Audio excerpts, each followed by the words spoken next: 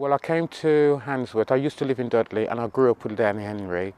He's 1 year younger than myself. And I came to Handsworth in 1982 and I lived on the top section of Handsworth by Handsworth Wood.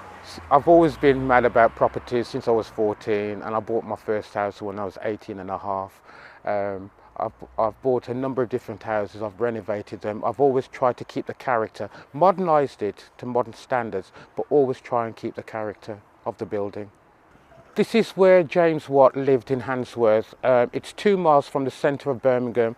At that time when James Watt lived here, Birmingham, the centre of Birmingham was very smoky, very industrialised, and this is where a lot of wealthy people lived in Handsworth, which is just outside the city because the air quality was a lot better.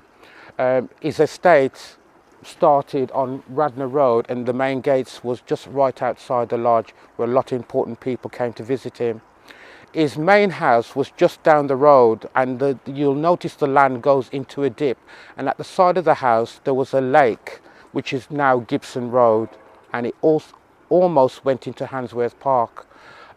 All this was his garden that surrounded his house, and he did have an entertainment house that all his guests went there and they stopped there overnight or a weekend and they entertained James Watt on his estate. They didn't actually live directly in his house, and it wasn't as glorified as Matthew Boulton House, which was his friend, which was one of the inventors of Birmingham also. So James Watt, even though he was very, very wealthy, he lived very modest at the same time.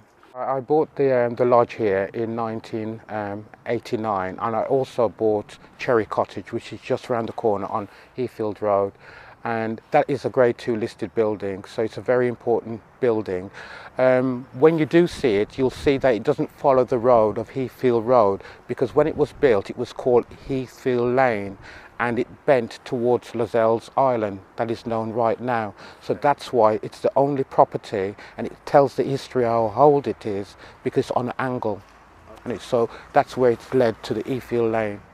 Yes, I want to make money too, but also I care about the building, and it's important at the end result that I'm happy with what I've done.